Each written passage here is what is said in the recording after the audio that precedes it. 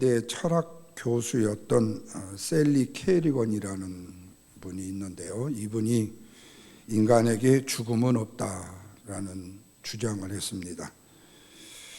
그 주장의 이유는 뭐냐면은 우리는 죽음을 뭐라고 말하죠? 육체와 영혼의 분리다 이렇게 말하는데, 육체는 분리될 영혼이 없다 이런 말을 철학 교수니까 했어요. 그러면 인생을 왜 어떻게 살아야 되는가? 사는 날까지 내 삶이 어떤 삶이 가치 있는 삶인가를 잘 살펴가지고 그런 삶을 살도록 하는 것이 인생을 가장 행복하게 사는 것이다. 그러면서 삶의 궁극적인 목적을 세 가지로 얘기를 합니다. 첫째는 자기 스스로가 자신을 잘 돌아보아서 스스로 행복을 지키라는 거예요. 두 번째로는 풍부하고 값진 경험이 있다면 자기의 삶의 그릇에 그 값진 경험들을 쌓아놓으라는 거예요. 세 번째로는 나 혼자만 생각하는 것이 아닌 다른 사람들의 삶도 좀 윤택하게 해서 힘들고 어려운 세상을 좋은 세상으로 만드는 것이 인간이 살아가는 삶의 궁극적 목적이다 이런 말을 했습니다. 그러면서 그 덧붙이기를 인간을 뭐라고 말하는 거니? 영혼이 없는 굉장히 경이로운 기계다 이런 말을 했습니다. 우리가 이 말을 가만히 들어보면요, 이 셀리 캐리건 교수의 주장에 동의를 도저히 안 되죠. 왜? 우리는 신앙이니까요. 우리는 하나님의 심판을 믿기 때문에, 죽음이라는 것은 영혼과 육체의 분리라는 사실을 너무 잘 알기 때문에. 그런데 성경 히브리서 9장 27절에 사람에게 한 번 죽는 것은 뭐라고 그랬죠? 정한 이치인데 그 후에는 반드시 뭐가 있으리라? 심판이 있으리라는 이 말씀을 하신다는 거예요. 그렇다면 이 캐리건이 말하는 인간의 삶의 궁극적인 목적에 자기 스스로를 자기가 돌아보고 자기의 인간의 행복을 위해서 자기가 노력한다는 거, 그렇듯하게 들릴 수 있지만은 과연 우리의 인간의 행복을 스스로 만들어갈 수가 있느냐 하는 거예요. 그리고 오늘날 우리의 삶의 모습이 과연 여기에 얼마만큼 내포가 되어져 있는가 하는 거예요. 자, 그렇다면 한번 조금 리얼하게, 스스로 행복해지는 것은 우리가 스스로 사실은 엄밀히 말하면 행복해지기 위해서 돈도 벌고 자식 교육도 하고 또 혼집에서 새집으로 이사도 하고 그리고 또 행복하기 위해서 교회도 나와요. 문제는 뭐냐면 우리가 무엇을 위해서 생각하고 이렇게 행동을 하느냐라는 것이 중요한 것이에요. 두 번째로는 풍부한 값진 경험을 내 삶의 그릇에 채운다라고 했는데, 연세가 드신 어르신들이 살아온 삶의 경험들, 그 경험들을 그릇에 채웠다고 해서 지금 그 그릇에 채워진 그것이 어떤 능력으로 어떤 삶으로 지금 드러나고 있느냐는 거예요.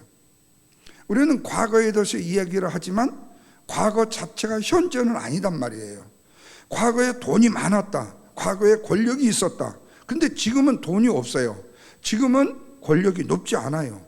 그러면 그것이 과연 오늘 우리에게 무슨 행복이 되냐? 오히려 그걸 되씹어보면 씹을수록 뭐가 되는 거죠? 불행해지는 거 아니겠어요? 세 번째는 나 혼자만의 삶이 아닌 다른 사람을 삶을 윤택하게 한다. 힘든 세상을 좋은 세상으로 만든다는 거예요. 그런데 오늘날 이 말에 세상을 살아가는 사람들이 과연 몇 %나 동의를 하겠느냐 그 말이에요. 왜? 내가 행복하는 것도 지금 힘겹고 내가 잘 살려고 하는 것도 힘겹고 힘든데 무슨 남의 삶까지 윤택하게 만들어준다? 내가 무슨 세상을 구원하기 위한 역사적 사명을 떼고 태어났냐 그 말이죠.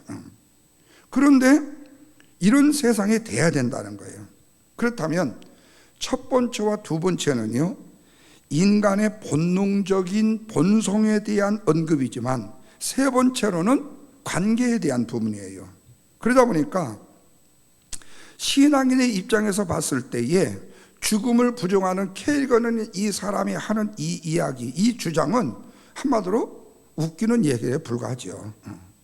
근데 이 말을 조금 뒤집어가고 조금 한번 좀 이성적으로 우리가 인간적으로 조금 더 생각해 보면요, 지금 직장에 다니고 자식 낳고 자식 키우고 집장만 하고 살림장만 하고 미래 준비하는 것, 어쩌면 이것이 이 사람이 주장하고 있는 첫 번째와 둘째의 삶의 목적에 어지간히 해당이 될 수는 있다 그 말이죠. 이거를 부정하는 사람은 없을 거예요. 근데 어떤 사람은 저는 절대로 그렇지 않습니다. 오직 저는 하나님의 영광만을 위해서 살고 있습니다. 이렇게 이 얘기를 해버리면 이 전자에 얘기한 사람이 부끄러워져 버리는 거예요. 그렇다면 이렇게 단적으로 딱 잘라 이 얘기하는 사람에게 한번 묻고 싶어요. 그렇다면 당신은 왜 직장을 다닙니까? 왜 돈을 법니까? 왜 밥을 먹습니까? 라고 한번 묻는 거예요. 그러면 그것도 그분이 하시는 말씀은 뭐라고 말하죠? 이 모든 것이 다 하나님의 영광을 위하는 것입니다. 문제는 이거예요. 과연 당신의 마음속에 그 말이 진실인가 거짓인가는 자신만이 알 수가 있는 거죠. 돈 없이 못 살면서 하나님의 영광을 위해서 돈을 번다. 돈을 사랑하니 사랑한다는 것이 일만하게 뿌리라고 됐으니까 돈을 사랑하지 않는 인간이 과연 어디에 있는가?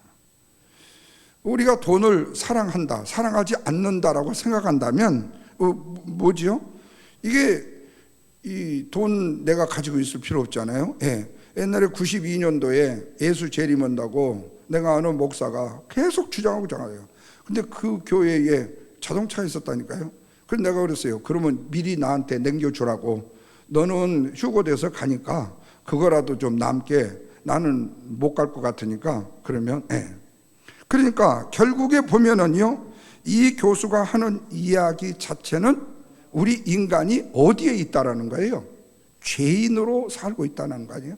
늘 얘기했듯이 우리는 첫 번째 아담 안에 살고 있는 인간의 모습이라는 거죠.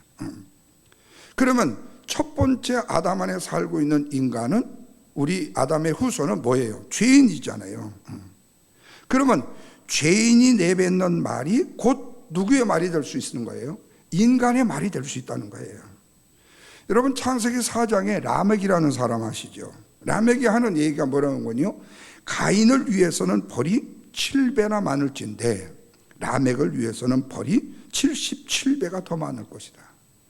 그러니까 얼마나 이기적입니까? 그런데 실제로 인간의 삶을 살아가는 삶의 모습 속에 이 라멕의 속에 우리가 살고 있는 게 사실이다 그 말이에요. 그러면 이 캐리건이라는 이 사람도 역시 지금 라멕 안에 살아가고 있는 거예요. 뿐만 아니라 우리의 입술로는 신앙인의 삶이라고 말하지만은 우리는 사실은 우리를 지배하는 사람이 없어야 되는데 우리는 지배 안에 살아가고 있잖아요. 누구 안에? 하나님의 지배 안에 살아가고 있어요. 근데 또 이 이야기를 하면 또 좀 자존심이 상한 것 같아. 왜 나 같은 사람이 또 하나님의 지배 아래 살아야 되냐? 그러면 나는 뭐냐? 로봇이냐? 이렇게 해요. 근데 이것을 깨닫기 위해서는 또 신앙의 깊이에 들어가지 못하면 이 사실을 깨닫지 못해요. 실제로 우리가요, 이 일부 예배에서 우리가 말씀을 나누는 이 말씀이 2부에 우리 일반 평신도들과 함께 나눈다는 것은요, 이게 자칫 이해가 안 돼요. 저도 그래서 참 이 설교 준비할 때 어렵고 힘들어요. 그래서 이거는 저 자신에 대한 진짜 영부라고 생각하고 제가 이걸 사명을 띠고 하는 거지. 그래서 사실은 이거요, 로마서 하다가 포기해버릴까, 다른 거 쉬운 거 좀 할까, 별 생각도 다 했어요. 그런데 이 밑에 뿌리, 아담의 죄인이라는 이 사실을 우리가 인정하지 않으면요, 우리의 신앙이 뭘로 되는 거죠? 껍데기가 돼요. 허수아비가 돼요. 우리 그 형제들 그 단체 카톡이 있습니다. 거기에 우리 신실한 우리 동생 권사님께서 거기다가 동영상 하나 올려놨어요. 이것은 길더라도 꼭 보라고. 그런데 그 내용들을 보니까 말세에 대한 이야기예요. 종말론적인 이야기, 목사님 한 서너 분이 한 이야기를 거기다가 집어넣었어요. 지금 교회를 처음 다니는 그 우리 동생 남편이 있어요. 그 사람이 거기다 그렇게 써놨어요. 이거를 꼭 들어버려서 꼭 봤는데 도대체 뭔 말인지 이해도 안 되고 뭔 말인지 도대체 뭐가 그거 안 된다. 근데 실제로 나도 들어봐도 뭔 말인지 이해가 안 돼. 왜? 너무 형이상한적인 이야기, 요한계시록의 백보석 홍보석 얘기를 하고 있으니까 도대체 그 얘기가 뭔지, 현실은 어떻게 살아야 되느냐에 대한 문제가 없이 이상만 생각하고 있다는 거죠. 그래서 아까 나는 하나님의 영광을 위해서 삽니다라는 말에 대한 우리가 좀의 뭐를요, 의구심을 이게 추구하고자 하는 얘기 자체지, 나는 하나님의 영광을 삽니다라고 하는 사람을 비난하기 위한 것이 아니라는 거죠. 그러다 보니까 우리 인간은 내 자신의 뜻을 마음으로 펼치기 원하는 거예요. 오늘 우리가 누구의 지배를 받고 있는가? 내가 누구의 지배를 받고 있다. 내가 주님의 지배를 받고 있습니다. 그렇다면 그 증거가 뭐냐고 묻는다면 어떻게 답할 것인가? 물론 저는 그렇게 말해요. 저는 무엇을 먹든지 마시든지 무엇을 하든지 하나님의 영광을 위해서 할 것이라고요. 이게 목사가 해야 될 대답임이 틀림이 없어요. 그런데 그 대답을 해놓고 속으로 들으면서 진짜 너는 먹는 게 하나님의 영광을 위해서 먹냐? 너 배고파서 먹는 거 아니야? 한 끈이 굶어가지고 무슨 하나님의 영광을 먹어, 이 영광을 위해서 먹어. 한 끈이 굶고 나서 배가 엄청 고프니까 너 배 채우려고 먹는 거 아니야? 근데 또 이면에서는 이제 먹고 나서 배가 딱 채워지게 되면 그래, 이렇게 배가 채워져야 내가 하나님의 영광된 일을 할 수 있는 거야. 이렇게 되는 거예요. 근데 실제로 하나님의 영광을 위하라는 것은요, 없어서 못 먹어서 죽어도 영광이고 배가 터져도 영광이고 이렇게밖에 세상이 안 되죠. 그렇다면 먹는데 누구를 위해서 먹고 자식을 키우는데 누구를 위해서 키우고 돈을 버는데 누구를 위해서 버느냐 그 말이에요. 누구예요? 실제로는 나 위하잖아, 나요. 그러니까 우리가 하나님께 정말 영광을 돌릴 수 있는 사람이고 주님을 위해서 영광스러움을 산다고 말하지만 우리는 누구와 만나느냐 이렇게 말을 했을 때 캐리건과 만나게 된다는 거예요. 다시 말하면 영혼이 없는 경이로운 기계라는 이 말이 내 자신은 무엇이든지 할 수 있는 존재라는 교만과 거만이 말이 된다는 거예요. 여기에 하나님의 영광을 위해서 내가 산다라는 말이 담겨줄 수가 있느냐 그 말이죠. 그렇다면 정말로 하나님의 영광을 위해서 산다는 말은 누가 할 수 있는가? 진짜로 영혼 없는 경이로운 기계가 진짜 돼야만이 할 수 있다고 또 조금 이상하게 생각해 볼 수는 있어요. 누가 영광을 돌리는가? 누가 하나님 앞에 영광을 돌리는가? 나 자아가 없는 사람이 영광을 돌릴 수 있잖아요. 내가 있는 사람은 주님보다 내가 높아지려고 하잖아요. 자, 오늘 우리의 신앙인들이 굉장히 중요하고 어려운 질문 중에 하나가 뭐냐면은 내가 정말로 영원히 있는 경이로운 기계, 영원히 없는 경이로운 기계로 우리는 어떤 기계로 하나님 앞에 영광을 돌릴 수 있다고 말할 수 있느냐? 우리가 사실 어떤 부분에서 주님의 은혜라고 얘기하지만 무엇이 하나님께 영광이 되고 무엇이 예수님을 믿는 것인지 잘 모르고 혼동될 수도 있다는 거예요. 왜? 저도 목회 초년생에 말씀을 드렸잖아요. 이게 멘탈에 문제가 있는 분의 이 지금 정신적 세계인지 정말로 귀신이 들려서 이 멘탈에 이상을 가져온 사람인지 구분을 못한다니까요. 지금도 놓고 봤을 때 내가 다 구분할 수 있다라고 말한다면 모르겠어요. 목사가 별로 능력이 없으니까 그런다고 뭐 해도 할 말 없지만은 진실하게 얘기한다면 그렇다는 거예요. 사실 모르는 게 투성이에요. 어쩌면요, 내 자신이 영혼이 없는 경이로운 기계, 이 상태에 우리 주님이 내 안에 들어오셔야 내 영혼이 산다는 얘기죠.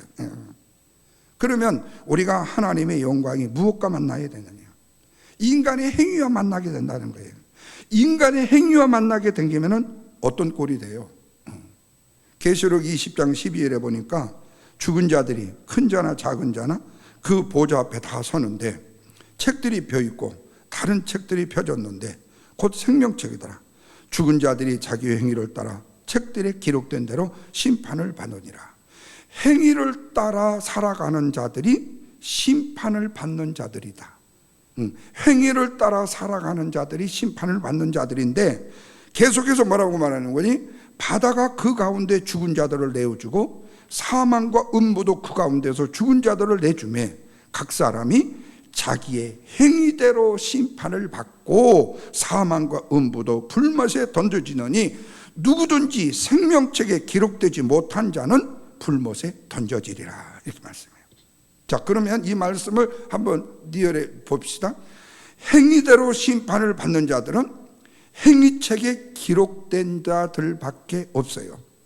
그래서 행위책의 권수가 굉장히 뭐예요? 많아요. 예. 왜? 행위를 일일이 기록해 놓았으니까 그랬다네요.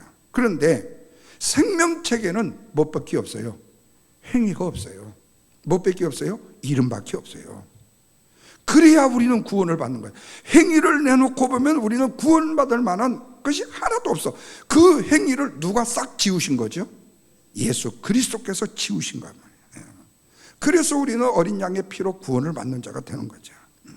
그래서 어린 양의 피와 만나지 않는 행위는 모두가 다 행위책이 기록이 되어져요. 이런 자들은 자기 행위를 자랑합니다. 내가 예수를 믿고 이런 삶을 살았다고, 이런 행위를 했다라고 어린 양의 피를 자랑하지 아니하는 것이 바로 자기를 자랑하지 않는 것과 같은데, 우리는 행위를 자랑하는 자가 되기가 쉽다. 그래서 우리의 자신의 삶이 어린 양의 피와 만난다는 것을 별개의 삶이라고 생각한다는 거죠. 자, 그렇다면 이런 의도에서 오늘 본문 8절 말씀을 다시 보십시다. 서론이 길었는데요, 다 같이 읽습니다. 우리가 살아도 주를 위하여 살고 죽어도 주를 위하여 죽나니 그러므로 사나 죽으나 우리가 누의 것이라고 그랬어요? 주의 것이로다. 자, 이 말씀은 그렇게 된다라는 얘기입니까? 아니면은 되었다라는 얘기입니까? 되었다는 확정의 얘기잖아요. 이 말씀을 누가 바꿀 수 있나요? 없어요. 그러면 이 말이 무슨 말이냐면, 내가 노력해서 주를 위해 살 수 있고 내가 노력함으로 주를 위해서 죽을 수 있다라는 말씀입니까? 아닙니까? 아니지요. 성도가 구원을 받은 것이 누구의 노력에 의해서 구원받은 것이 아니니까. 그래서 로마서 8장 30절에 또 미리 정하신 그들을 부르시고 부르신 그들을 또한 의롭다 하시고 의롭다 하신 그들을 또한 뭐 하신다고 그랬어요? 영화롭게 하셨다는 이 말씀의 증인으로 성도가 있다라는 사실을 인정해야 된다. 그러니까 성도가 주를 위해서 살겠다, 죽겠다라는 말이 성립이 돼요? 안 된다. 내가 그렇게 할 수 있는 능력이 없다는 거죠. 이미 확정되었어요. 사나 죽으나 주의 것으로서 살아도 주를 위해서 살고 죽어도 주를 위하여 죽는다. 그래서 이전에 말씀을 드렸죠. 로마서의 이 이야기 자체를요 능동태로 해놓고는 전체 말씀을 보면 모두 다 수동태로 바뀌었다니까요. 예. 그래서 로마서가 사실은요 미닝의 의미가 깊은 거예요. 그래서 신앙이 바로 서기 위해서는 로마서를 제일 먼저 공부해야 돼요. 어렵지만 제일 먼저 공부해야 돼요. 이것은 확정된 상태입니다. 자, 구절을 계속해서 보십시오. 뭐라고 그랬어요? 이를 위하여 그리스도께서 죽었다가 다시 살아나셨으니 곧 죽은 자와 산 자의 뭐가 되셨다고요? 주가 되셨습니다. 그랬어요. 자, 여기서 또 한 번 말해요. 죽은 자의 산 자의 주가 누구라고요? 예수 그리스도라고요. 주시라고요. 홀로 다 하신다는 말씀입니다. 그래서 로마서 11장 36절에도요 이는 만물이 누에게서 나오고 주께서 나오고 주로 말미암고 주께로 돌아감이라. 그 주님께 영광이 세세토록 있을지어다. 주님이 홀로 모든 일을 다 하신다라는 말씀이에요. 그러면 어떻게 알 수 있느냐? 이걸 다르게 표현하면 그 성도가 그 영광에 찬송이 되어진다. 자, 다시 11절과 10절과 12절까지를 같이 읽겠습니다. 내가 어찌하여 너의 형제를 비판하느냐? 어찌하여 내 형제를 없이 여기느냐? 우리가 다 하나님의 심판 앞에 설 것이다. 기록되었으되 주께서 이르시되 내가 살았노니 모든 무릎이 너에게 꿇을 것이요 모든 혀가 하나님께 자바게라 하였느니라. 이러므로 우리 각 사람이 자기 일을 하나님께 뭐하리라고요? 직고하리라. 자, 이 말씀을 보면 마치 행위를 어떻게 하느냐를 두고 심판하신다라는 느낌을 받게 돼요. 그런데 이미 계시록 20장에서 살펴본 대로 성도는 뭐예요? 심판이. 성도에게는 그리스도의 보혈의 피에 가인 자에게는 성도에게는 심판이 없단 말이에요. 행위의 심판이 없다. 그렇다면 이 말씀을 왜 하시느냐? 형제를 비판하는 것이 내가 어떤 자리에 올라와 있다라는 의미이기 때문에 내가 주님의 자리, 내가 하나님의 자리에 나와 있기 때문에, 그래서 형제를 비판하지 말고 업신여기지 말라는 거예요. 내가 만약 형제를 비판하게 되면 내 자리가 어느 자리라고요? 하나님 자리이기 때문에요. 내가 주의 자리에 있다라는 말이 되기 때문에요. 그런데 형제가 형제를 비판하고 형제가 형제를 업신여겨요. 그렇다면 주의 자리에 형제를 비판하는 자가 앉게 되고 업신여기는 자가 앉았다는 말이 되는 겁니다. 그래서 우리가 아는 상식대로라면 교회는 이렇게 되지 않아야 되잖아요. 적어도 형제를 비판하지 않고 형제를 업신여기지 않아야 되잖아요. 이것이 바로 우리가 하나님 앞에 영광을 돌리는 방식인데, 자칫 잘못 이것이 내가 뭘로요? 율법화로 바꾸게 되어지게 되면 그것 자체가 뭐가 되는 거예요? 행위가 될 수 있다는 거예요. 그래서 참 어려운 거예요. 그러니까 여러분이 보시기에 제가 굉장히 선하게 생겼잖아요. 선하게 생겼어요. 괜찮게 선하게 생겼어. 근데 내가 여러분을 이용해 먹으려고 내가 마음에 품은 것을 여러분이 저를 선하게 한번 본 것으로요 내 속을 몰라요.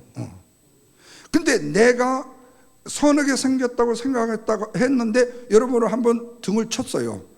그때서 사람 얼굴 보고 믿으면 안 되는구나, 이걸 깨닫게 되는 거예요. 그러니까 우리가 하나님을 믿고 의지하는 믿음에도 똑같은 그 방식이에요.